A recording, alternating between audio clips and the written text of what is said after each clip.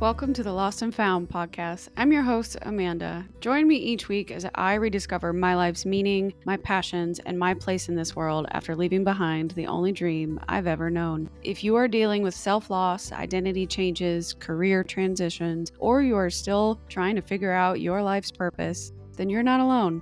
Join me. Wanderers are always welcome.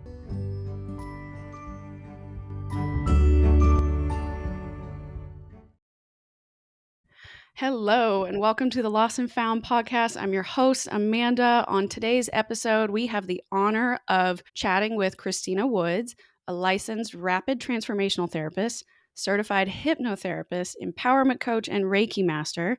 She combines her background in corporate leadership with her life experiences dealing with trauma and abandonment to help empower other women, trust their intuition, and set themselves free of self-doubt. As a CEO and founder of her own hypnotherapy and coaching business, Christina has extensive experience working on complex self-loss challenges, helping her clients find their potential so that they can become self-reliant individuals. Through this work, she empowers women to shed old programming so that they can live the life they deserve. So everybody help me welcome Christina. Hello, Yeah, everyone. hi. Hi. I'm so excited Thanks to for have having you me. here. Thank Absolutely. you. I'm already Thank I'm you. already ready to tell you what, come back anytime. So this this is so much fun for me. So let me start with your background. So for any of my listeners who may not have had the opportunity to listen to some of your other interviews or hear about your business, I want to give them the chance to kind of learn about you. So if you could give us a quick background and tell us about your early life, where you grew up, and how your upbringing, has influenced you into this career. Yeah. Yeah, it's influenced it quite a bit. So thanks for having me. I really, really appreciate it. I'm really grateful. My life is probably similar to a lot of people. We're influenced greatly by how we grow up, whether it's good, bad, and different. And I was raised by a single mom, the oldest of four.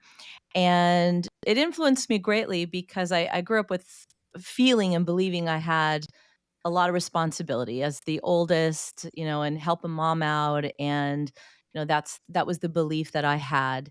And so what I did with that was I felt like, to navigate, I had a lot of ups and downs. I did have had some trauma in my childhood. And as a single mom, I had teen parents. So, they were definitely figuring things out with me, like they were in high school Sure. and I was born in the late 60s, so they're figuring stuff out, and I'm probably figuring it out, helping them figure it out, and here we are in the 70s now, and long before most of your audience is even remotely born, and through that process of chaos and them figuring it out and growing up, what happened was the belief I had was the easier I can make it for my parents, the better my life's going to be. And so let's turn into, the perfect child as much as I can be, because this is going to make my life easier. It's going to make my life safer. So I became a really good student, a really good, as much as I could, very quiet, very, very crippling shy. Let's do everything perfect. And this just sort of evolved into really sort of just wearing a mask. So I never, ever felt good enough, never felt smart enough, never felt anything. But I think on the outside in my life, people thought everything was okay. I was class president, I was homecoming queen, I was on the dance team. I did all these things. I got good grades, I never got into trouble. But inside, I was just completely full of doubt. And I just strived to do better and better and better. So from there, I went on to college, paid my own way. And it was back in the hustle, hustle, hustle. The more you hustle, and I believe in many ways, it's still, you work harder, you're supposed to do Right. better, right? That's the Yeah, that's what formula they we told sort you of. to do. Yeah, Yeah. were you And part of the first generation of, like, women to go to college in the '80s? I know that was a big oh deal for my yeah. mom, Oh, too. yes.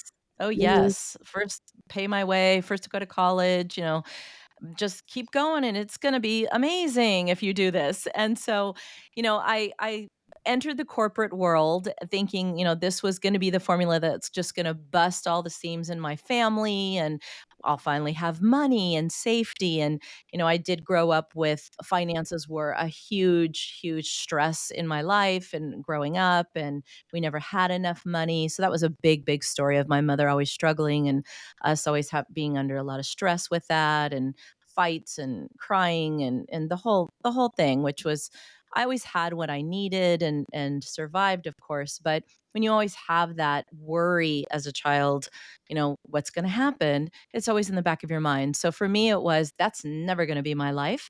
I'm always going to have enough. So entered the corporate world, did very, very well. And I created a dynamic corporate career for 30 years and climbed the corporate ladder very, very quickly. And from there, established a reputation. And, I'm flying around the country and managing teams of hundreds of people. I got married in my 20s, had a couple children, beautiful boys I have, and young adults now doing very well. And then, I'm thinking, okay, here we go. Went to college. Here I am. I have everything. I did everything different, everything I thought I was supposed to. Right. But I never, ever really addressed or even was aware of any of the beliefs inside I had about myself. I wasn't even aware how they were impacting my life or the choices I made, the relationships I had. All of my identity and validation came from what I did, the achievements, accolades, promotions. And it really wasn't until I was truly knocking on the door of 50. So I share this now because no one needs to wait this long. But it wasn't Sure. until I was later in life that health started falling apart. Marriage fell apart, and I was spending money like crazy. Credit cards are going up and down, up and down, up and down. And I really started to think, why do I keep making more money and spending it, making more money and spending it? Why do I have all these things and I don't feel happy? What the heck is wrong with me? And I had anxiety, I had all these things. And it was really when the cards came tumbling down in that moment that I really had to go within. And that's the point where that what now moment Yes. of yes, that's the moment of Yeah. realizing, okay, I got to look within and find out Mhm. what were the beliefs that I had that made me believe all these things on the outside. Of course, oftentimes we're told these things are going to make us feel good, and we all know those things don't make us feel good, but I think there's still a belief that we're fed that yes, those things will make you feel good, but it doesn't change inside the story that we have running. And how do we change that story inside? I'm really glad that you brought up each piece of this because you mentioned, from what I'm hearing, you mentioned multiple things were happening and it kind of layer by layer by layer what sounds like buried who you really were or Yeah, buried what you really wanted. So going through your childhood with the stress from finance or stress from your parents being younger and it's their first time being parents too, so they're yeah, making it up as they go and you're little and you're just assuming okay, as long as I make them happy, I'm the oldest kid, I have to help out more, I have to take on that yeah. responsibility. You mentioned that you had the concerns and stress from childhood trauma. So that's another layer. Then you go to Mhm. college and you're like, okay, I'm hitting every single milestone. I went to college. I found the husband. I had the 2.5 kids. I bought Yeah, the house. yeah, I got the car. I got the amazing job. I got the promotion. And you're deeper and deeper and deeper down in there, layer after layer after layer. And right. it's the scariest thing in the world because what I've learned from my own journey and the research I've been doing in self loss to better understand myself, the self loss trigger isn't just an immediate decisive event. It's after so many minor things happen and they've built up. That's when the floodgates actually open. It's like it's after all these things have happened over time that you slowly lose Yeah, yourself. And it's the scariest thing in the world the day you wake up and you go, who am I? Why am I doing this? What is this? What has all of this been for? I told myself I was yeah, supposed to get these things and it's still not happening or it still doesn't make me happy. So I'm really glad that you pointed out that it wasn't just one thing. Because I think sometimes my guests might listen to my stories and they're kind of like, well, I don't really relate to that at all, Amanda. I'm doing great. And it's kind of like, okay, are you though? Like, because thing after thing after thing yeah. could be happening. Well, you're right, you're right. If someone would have asked me, I mean, even in my 30s or 40s or certainly my 20s, Right. I'm fine. I'm good. Yeah. I'm running. I didn't slow down. I didn't wanna slow down. I Mhm. didn't know how to slow down. No one taught me that it was okay to slow down, and certainly I think there's more awareness now about self-care and balance, and I was wrapped into that '80s culture of, Right. you don't need the balance, but so I'm happy about that now in our world, but I don't know that people even, I have a lot of clients now that tell me their self-care is going to the gym. Mhm. Okay, yeah, that's great. That's great for your body. That's great for this. But what about Right. quiet time? Do you really tune into how you are feeling, or do we just suppress it with Netflix or working out? Because you can avoid how you feel your entire life by doing things that are quote unquote good for you. You can work out and not really feel what you're feeling. You can eat Yeah. good and not really deal with what you're doing, how you're feeling. I navigated that my for a very long time, most of my life, not really addressing what was going on in the inside, and that was because that kept me safe, and that is why Yes. I do what I do now. So, Yes, yeah. and your brain is, from evolution, I've learned, like, your brain wants you to be safe. That's why it has the fight or flight system built in. That's why you have the Yeah. anxiety triggers because it goes, "Uh-oh, that's a problem. You don't like it. We don't like it. Get out of Yeah. there." That's why Yes. you it's why it happens to you, but learning how to control that process is actually super therapeutic. It gives you a superpower when you can go, "Oh, okay. I'm recognizing I feel this way. It's not gonna threaten Yes. me. It's not gonna kill me. It actually just means I should pay attention to whatever this is, but I don't have to, like, let it consume me." And that's a really hard skill set to build, but I love that, people like you are available that can teach others how to do Oh, that, yeah. and you've already done it yourself multiple times throughout your life, so you're not just coming into the room with your client being like, "Oh, do drink apple cider vinegar and try this," or whatever. Yeah. Like, you actually have real life examples that you can use with your clients and go, "No, I promise I understand what you're thinking and you're feeling because I did it too." Well, and I'm still doing it, let's be Yeah. real. So life is still going on, and there's still Yeah. family interactions and people that trigger us, and we still have financial things in life to work through, and we're still going to be triggered, and we still Mhm. have the same family members and dynamics going on in life. So this healing journey, I always say, or personal development, or whatever we want to call it, where we Right. learn skills, it's not a box that you check and say, I've got that tool and that's never going to come up again. It's an evolution. And I think so many clients I work with, and my clients range from 8 years old and until their late Oh, 70s. wow, that's So quite a lots of range. teens, yeah, lots of people in their 20s and 30s, and lots of clients, whether it be about sports or Mhm. progressing in their career.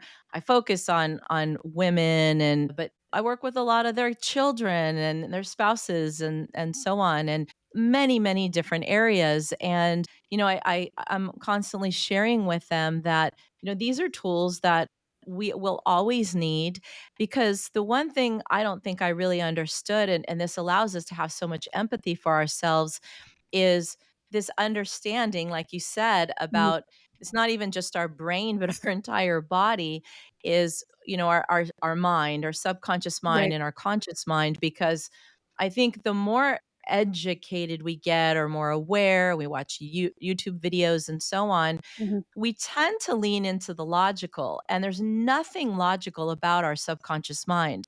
It's all Mm. emotions. Okay. And our subconscious mind is 95% driving the ship, the bus, the car, whatever you want to call it, about how we feel and think and interact with other people, and the lens in which we look through the world, how we see the world and how we see ourselves in the world.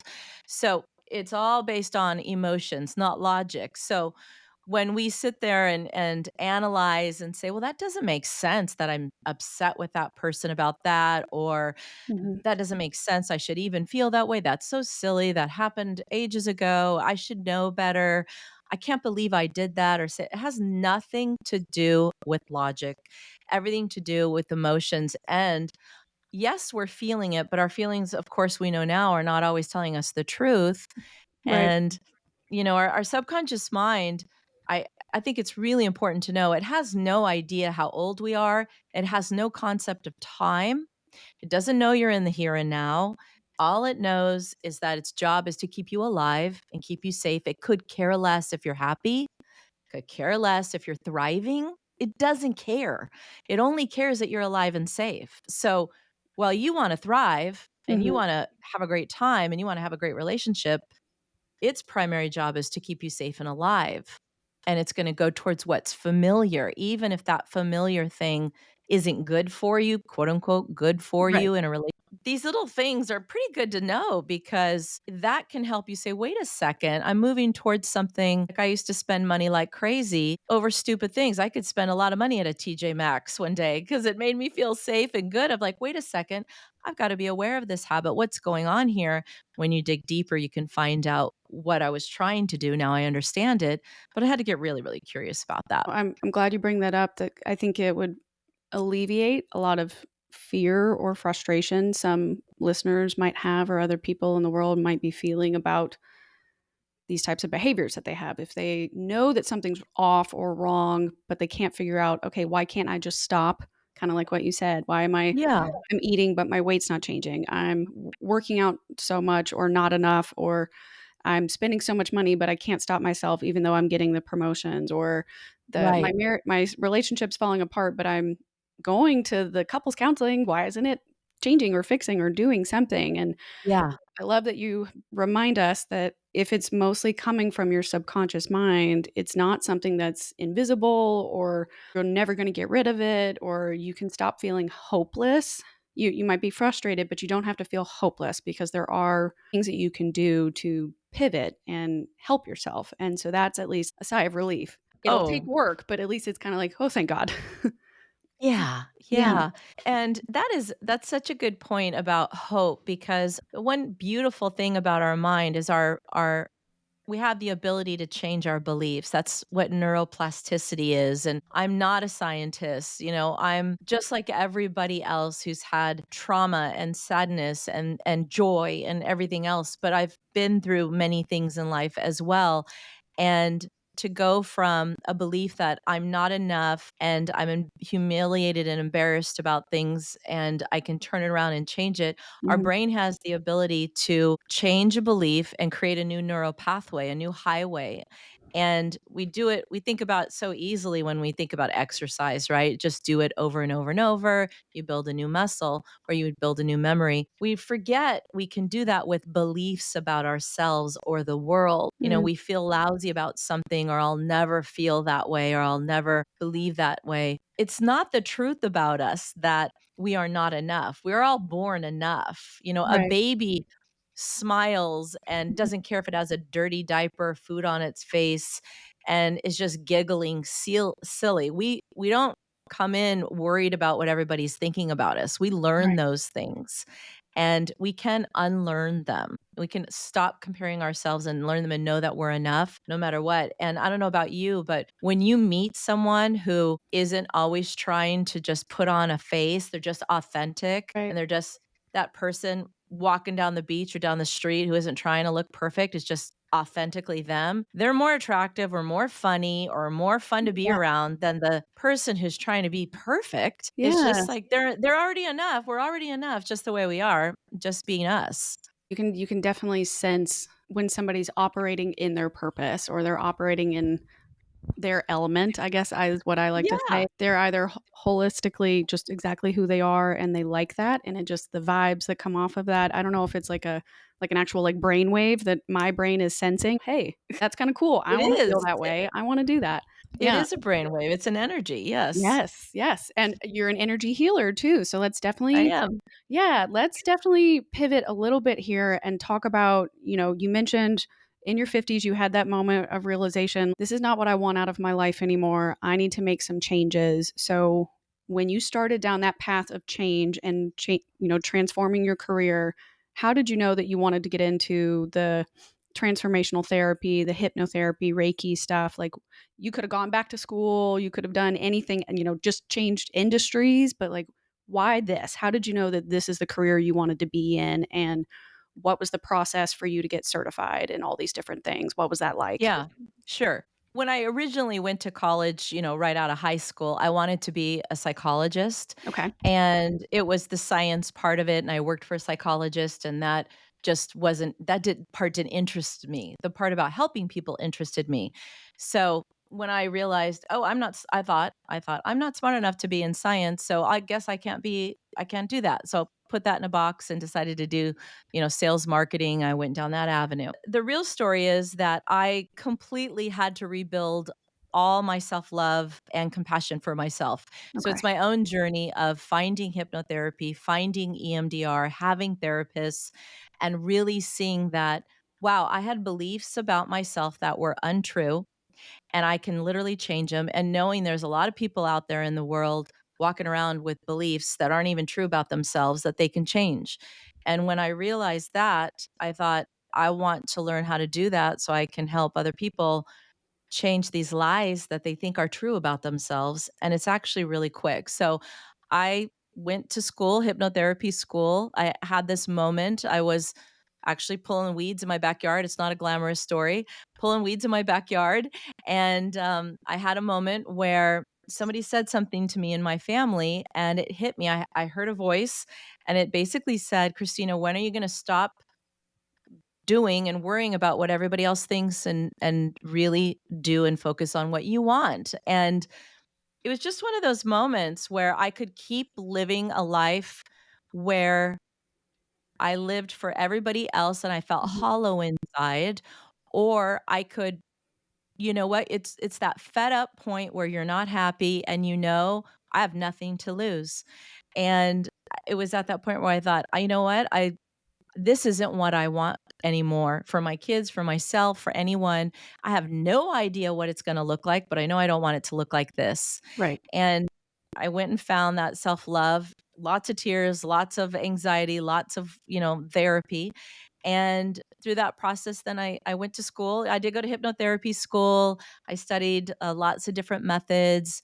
And I did that in the evenings and weekends, and decided at that point, that I was ready to leave corporate. I had some money saved and decided to do it. And I added energy healing into hypnotherapy because what I found was my belief is that we are not just physical beings, we're also energy beings, whatever your faith Mhm. is, but we're energy beings as well. Everything has already been scientifically proven has a vibration to it, human beings as well. And what I found was when I was able to help clear people's energy, help them feel better about themselves, clear their energy, the hypnotherapy and everything else we were doing just rapidly moved through them much, much quicker.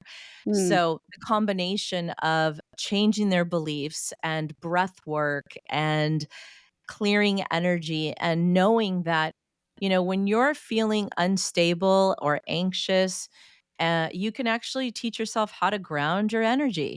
You can go outside, you can breathe. We all feel what it feels like when we feel scattered, and we all know what it feels like when you feel centered, and you can breathe and feel centered and whole. And I also know when we feel frantic and out of our body almost, right? Yeah. And it's hard to have a conversation with someone when you feel like that scattered feeling, or when you feel like I'm centered, I know what I feel. And there are methods and techniques to get back into your wholeness, into who you are.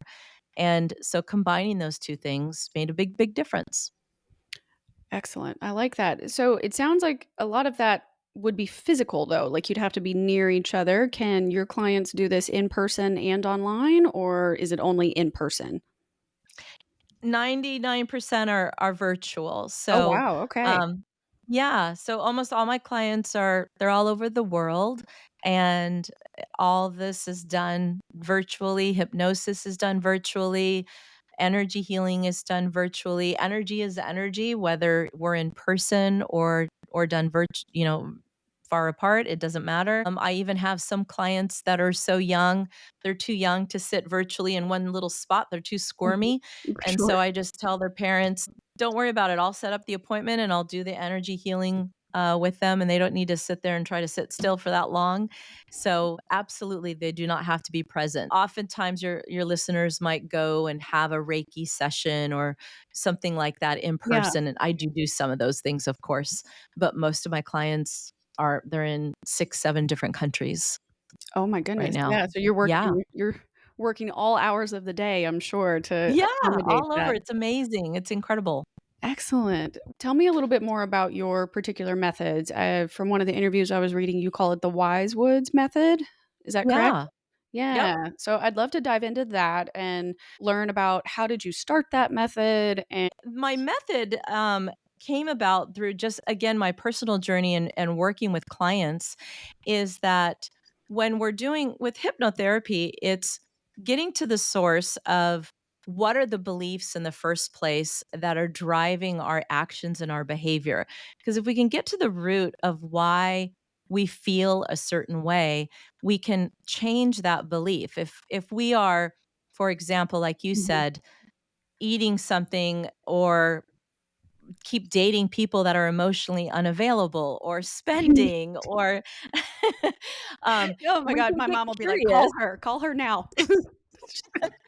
um, then Sorry. we can say, all right, what's the belief behind that Yeah, our energy, our outer world is a reflection of our inner world. As much as sometimes as that kind of absolutely. sucks, we Yeah. got to kind of look at that. So we look at the beliefs that are behind that. And so once we do that, my method is also looking at, all right, let's do some energy clearing as well to support that. So, where are you holding energy? We have energy centers throughout our body that support Mhm. different parts, just like your power center is in Right. your Is that like belly area. the chakras? Is that Yeah, yeah? your Okay. chakras, Chakras. exactly. I So, yeah, clearing your energy okay. can be blocked.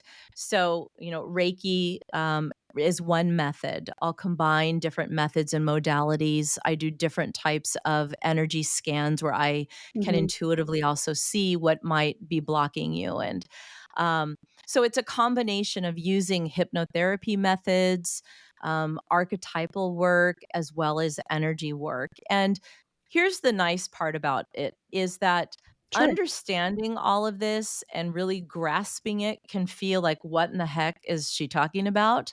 You don't really have to even understand how it all works. What you have to really want and desire is just to believe in healing and believe that there's something on the other side for you to get to. You don't have to understand the exact road. You don't have to know how hypnotherapy works. It might feel nice. I mean, some people's brains do need to understand specifically. But to me, if we're going there, we're bypassing the emotional part of it, which is let's just focus on, do you believe that you can heal? Do you believe that there's hope? That's more important than let's Mhm. dissect how neuroplasticity works, because we're kind of missing the part about, do you believe in healing? Do you Yeah, no, believe that you can get to the other side? it makes sense to me that you're never going to start to see a change unless you believe that you're worthy of that change or you're willing to even be open to making it happen. Because, like, the great thing about what sounds like your business can do, you can manipulate the different modalities and therapies and stack those choices kind of based on, okay, for this client, it worked well if I Yeah. did it in this order. But this other client who has the same problem, it won't work in that order. We've got to do a different level or we can make it, catered to that person, but it only really works if they're in the very beginning open and willing to allow the change to happen. Yeah, and I'll be honest, energy healing is not everyone's cup of tea, and so Sure. all of these elements can be catered to the client that I'm working with. And at the end of the day, it's, what is it that you desire in your life? And let's Mhm. find out what's blocking you from getting there. You don't have to know, again, specifically what the block is. I find many Right. times, we will say, oh, I know my parents got divorced and that's affected me, or I know this happened to me or that happened to me. I will tell you, 9 times out of 10 in hypnosis, we go back and it's not that at all. It's a belief that was formed far, far sooner than that, and that divorce or that situation, the meaning we attach to it perhaps gave us even more evidence to back up that belief. But the belief about ourselves and what we created was formed much, much, much sooner. And Mm. we sort of stack beliefs. That's what happens is our mind will give us evidence to the strongest belief that we have.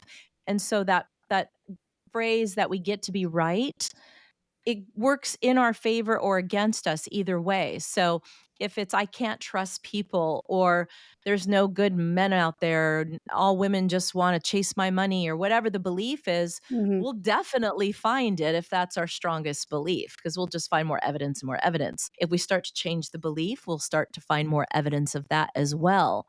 And one of the points you made earlier is hope. Our mind can tolerate so much if we even just have hope. It's like pain, for example. Mhm. Anything, when we know that we only have to endure something for a period of time, even if it's a long time, a period of time, that's fine as long as we know it's not forever.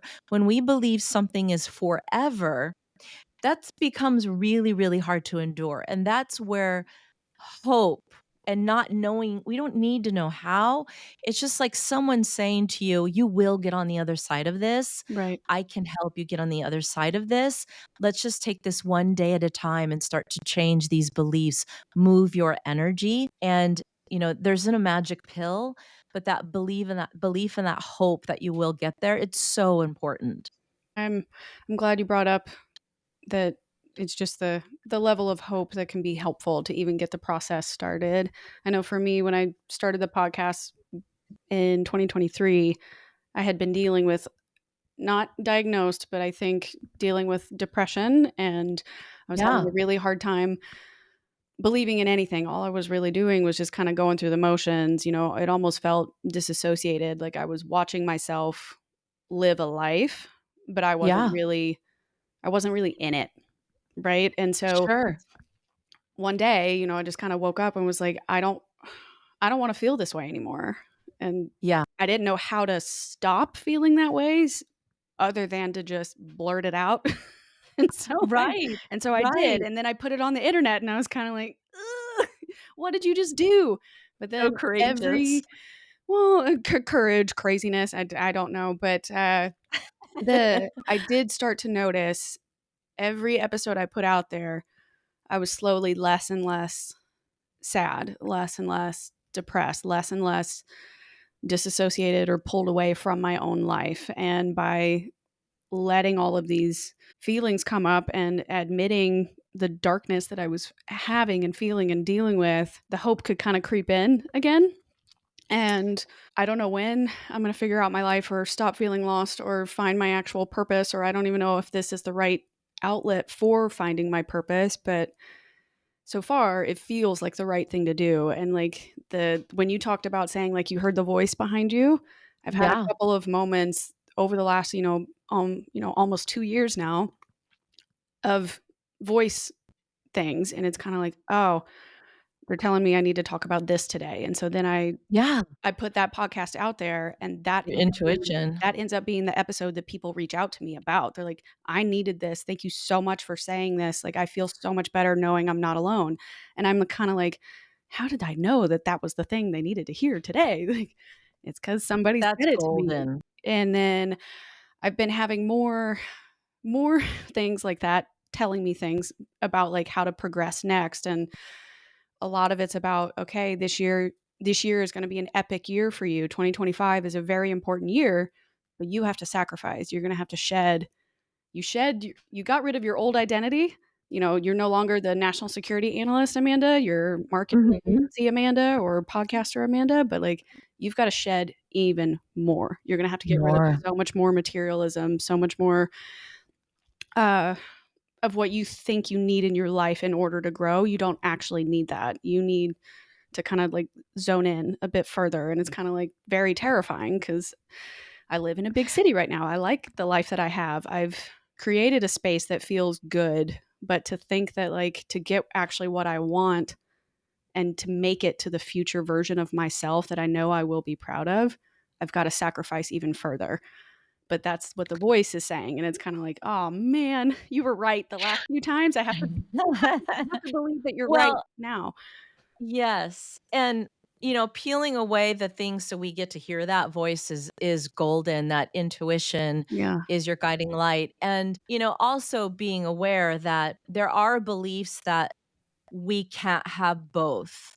And just being aware, because we can Yeah. have both. We can have what we want without always sacrificing everything, because that was a belief I always had, and I help many clients, is that, and this can go back so far in our ancestry if we look back, because we are Okay. impacted by our family.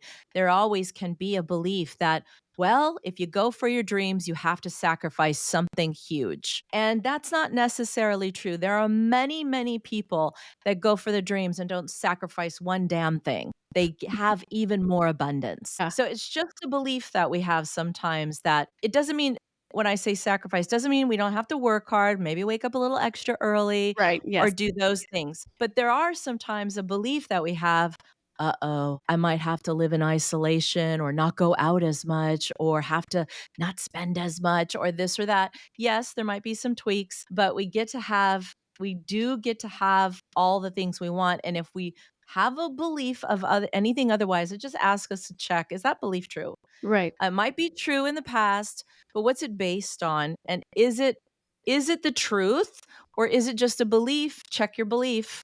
Check it, because so many beliefs. I was raised with a belief that your family will sacrifice if you have a dynamic career.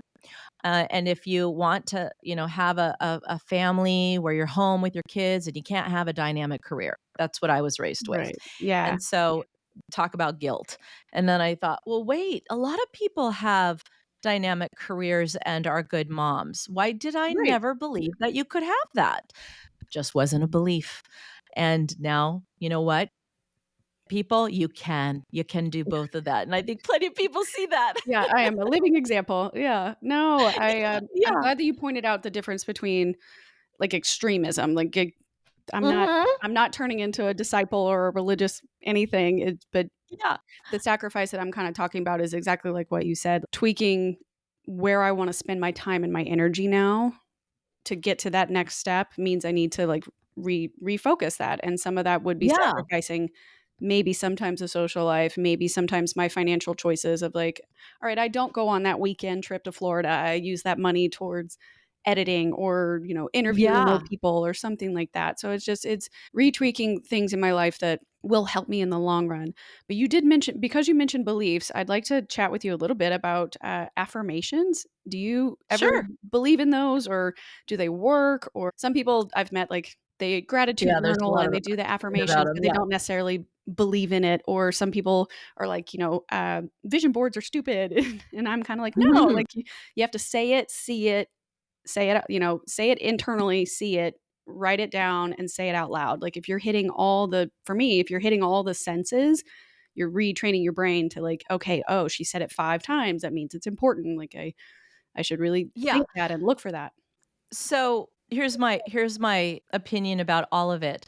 You can do all out the affirmations, the vision board. You can even meditate every day. You can go into the zone. You can do all of that and have none of it change anything. And you can do all of it and all of it work.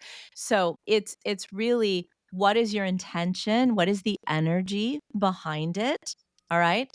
Okay. Um, so you can go into, I many clients I have say, I meditate every day. I don't know what the problem is. Okay, well, when you meditate, what is your intention? Is Sure. it to check the box that I meditate, or is it to really tune in? So what's the energy behind what we're doing, and does it excite us? Does it excite us? Because if doing a vision board excites you, Mhm. then your cells in your body will respond. Your body, your subconscious mind responds to images and words. Now, a vision board doesn't excite everybody. It excites a lot of people. You're right. Your mind, your subconscious mind responds to images and words. So the words we say to ourselves are so powerful. What are we saying to ourselves?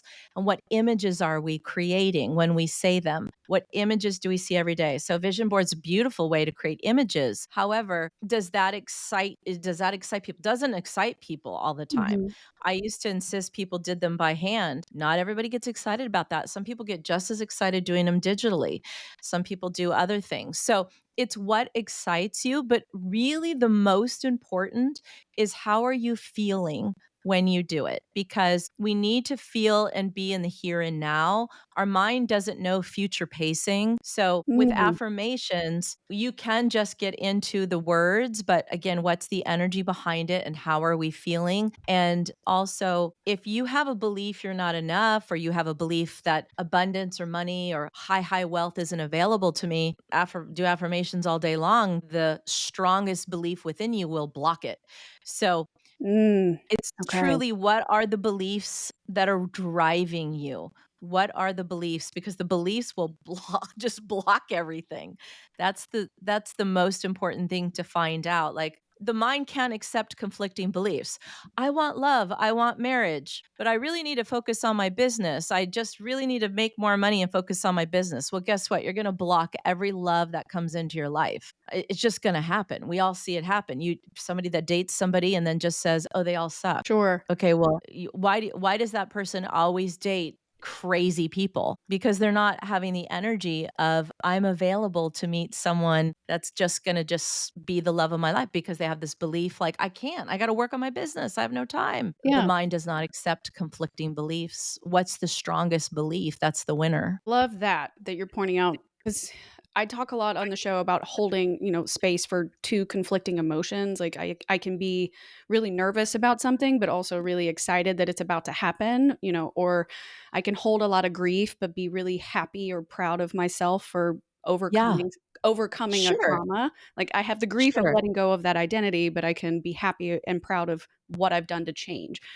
Is it possible? Absolutely. Yeah. Have you had a client that has said those two things? Like, I wanna find love, I wanna find the right relationship for me, but I'm so wrapped up in my business and I really need to stay focused there. Do you tweak what they say to be like, "Hey, I am open to love and finding the one for me while I work on my business and better myself?" Or is there a different way to, Of like, course. how do Of you fix course. that duality belief? What would you do? We just get to the root of let's step it back a little bit. And what's great is to kind of sit in an exercise we can all do in at home is kind of like sit in two chairs and be the person who really, because we all have these different archetypes within us. We all have, let's use that example, Sure. the one who wants to do really well at work, and maybe the one that wants to just be in love all the time and go on picnics and, do that type of thing all the time and watch romantic movies or rom-coms or whatever. Be the one who says, I want to work. Yeah, I want to create a dynamic business. I want and get all those feelings. Yeah, and I don't have time. We need to validate all these parts within us. It's so important. Just as if a child were to walk up to you and have feelings, I wouldn't think any of your listeners, and I don't think you or I would say, knock it off. I can't believe you feel that way. You would at least hear them out and validate and say, okay, yeah, I validate. Or if they fall, I'm hurt. Okay, yeah, that must have hurt. We validate the part. That makes a lot of sense that you just want to focus on your business and you're so dynamic and you don't want to date. You just want to you have so many ideas. Validate that part Okay. and then validate the part that doesn't want to work a damn day in their life and they just want to like go on dates and have candles and baths and go on vacation and go on romantic trips to Hawaii and just validate that part. Then you do some negotiation and say, all right, let's make a promise to the part that works. Hey, if I go on these dates and I want to meet someone and I don't let it interfere with work, or I'm aware that I'm able to have balance, Yeah. how does that work? And the part we got to have negotiations and we have to talk to all these parts of us. It's when the parts don't understand each other, they conflict. Normally, when we validate these parts, they simmer and they don't feel threatened. This lover part I'm talking about, this archetype Mhm. says, well, wait a second. If, me having a job means that, you still get to date and have fun and find love and find a partner, but you still get to go on this date, does that feel good? Probably that part of us will say, well, yeah, I don't want to be with them all the time. Yeah, of Right. course, it's still fine. So then the parts of us start to go, oh, okay, yeah, that's fine. We make promises to all these little parts of us that say, look, if dating someone means I'm going to grow broke and my business is going to fall apart, well, then I wouldn't do it. But I'm not going to do that. I'm just going to meet someone and have fun and have love in my life, but I'm still going to focus on work. And hey, if dating means that, or having my job means I'm going to completely ignore you, I'm not going to do that because love is important in my life. I want balance, but I'm not going to do that. I know how to balance. We're going to make time for you, blah, blah, blah, blah, blah, whatever. Sure. But this is really important because we all have these parts. We probably also have a part that wants to be selfish and not work or have a partner. That part wants to just like go take bubble baths or work out or like tell all our friends, like, no, I don't want to go out. I just want to be by myself. And so we all have these parts. And when we pretend we don't, is when they rear their ugly heads and we sabotage. So it's like, it's fine. All these people get to come to the party. We just have to validate them, love them, acknowledge, and make promises like to these parts. Does that make sense? Yes, it does. I'm trying to think of the best way I can relate to that. The duality of being like, I'm open to all of these things happening, but respecting my own boundaries of if I need to stay in tonight, I'm going to say, sorry, I can't make it. I'm going to stay in. Like, I'm not going to force myself into a situation where if I don't even enjoy being there, like I'm just disregarding what the other archetypes, like you said, were saying. And they didn't want to go. And I was like, yeah, I will because everybody else is doing it. So I might as well do it too. It's kind of like, no, you don't actually have to. You can respect your job and your business. You can invest that time. You can also put breaks there and take the breaks to go on the dates or to meet other people or hang out with your friends. And then on the days that you can't, you can go, all right, I'm going to take care of myself. I'm going to take care of this self Exactly. love person. Like it's absolutely all about balance. And so I'm glad that you brought up all these tips and tricks directly for your clients or potential listeners. But I'm curious about your own personal feelings and tricks or habits that you do. If you're feeling low or stuck or stagnant, directionless, what are some of those habits or rituals that you have that you Mhm. implement and help you get back on track or more aligned with your purpose again? The biggest one that I do is journaling. And the reason is that I do have a lot of, and this may sound cliche or a psychology term, No. but Yeah. those inner children within me that feel very unsafe, and they get into overwork mode and overwhelm and anxiety in my life. So when I feel overwhelmed or I feel anxious, I can see it and there's a lot of evidence. I'll say, "Okay, hold on." And I'll journal and I'll let those parts feel validated and heard. I'll express myself. If you read any of my journals, I would sound like a raging lunatic in them. I No. express a lot of emotions and write them down, and Yeah. I think it's a very healthy way for me to express myself. So journaling is a big one, and walking and moving, energy through. Meditation has become one. Anxiety has been a big part of my life and still is. And so I have to use guided meditations. I have trained myself enough now to be able to meditate without it, but it's just a way to have to quiet my mind. Otherwise, my mind gets too loopy into fight or flight mode. So I have to listen to a voice to calm my nervous system down, and pivot back into the Mhm. here and now, and then I can regroup. Excellent. Those are really good tips. You mentioned the guided meditations. Are those guided meditations that you've created or are you following from another teacher? Both, both. Anytime we can ever, anyone, you don't need to be a hypnotherapist, but anytime you can create, if it's affirmations or calming words in your own voice, your body, your nervous system responds to your own voice the best. Okay. But I do have apps like Calm or Insight Timer is my favorite that I use. And, they have free versions, but I pay the $69 a year and get lots of courses. But Mhm. yeah, I'll do either one. I have a few friends that also use the Calm app and they love it because they were having Yeah. mainly because they were having insomnia issues, and so they wanted to kinda listen to something that would help them sleep Yep. better, and so now they've gotten to the point where they really only open it when they're having a problem, but, like, they Yeah. loved the Calm app. So that's great. Yeah. I'm so It's so glad. good. Yeah. It's good. So I'm curious, now that we've talked a lot about your own career, I kind of have a few core questions that I ask every guest before we Sure. close out the show.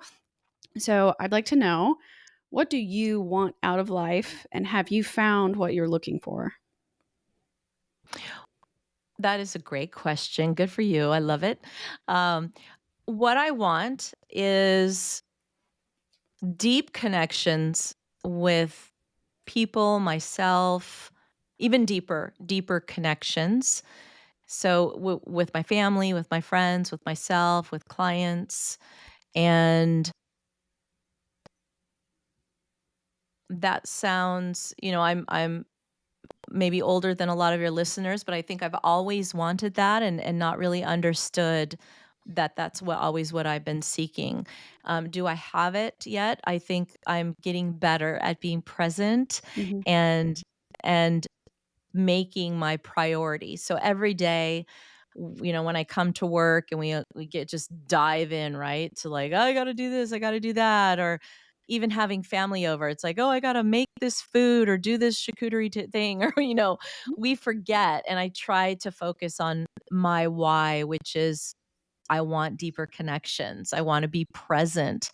Even making money, it's like, why do I want to make money? I want deeper connections with people. I want to travel because I want deeper connections. So I keep that in the forefront of it. And it does drive my decisions every day. Yeah, I love that, the remembering your why and making sure that Yeah.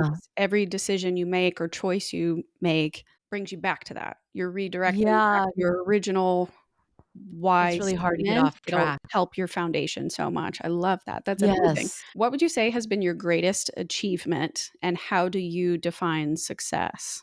My greatest achievement is, there's becoming a mother and raising children and accepting that it's impossible to be a perfect person. So I think just any lessons in life now, looking back, you feel, wow, I messed up so many things, and still loving yourself and still realizing it's okay. And you pick up and we make mistakes and we learn the lessons. We just keep moving forward and evolving and keep going and going. So, and then what was your how do I define success? I guess that's how I define success is self-love and acceptance. And this is my best version. This is the best I'm doing. Like feeling and believing that it's good enough. It's good enough. I did my best.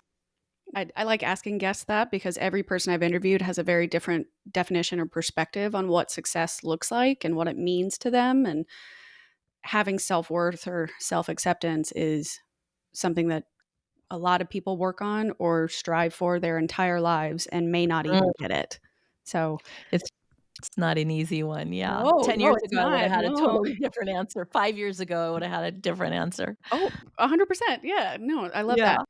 So, how do you define purpose, and what does living in your purpose look like to you?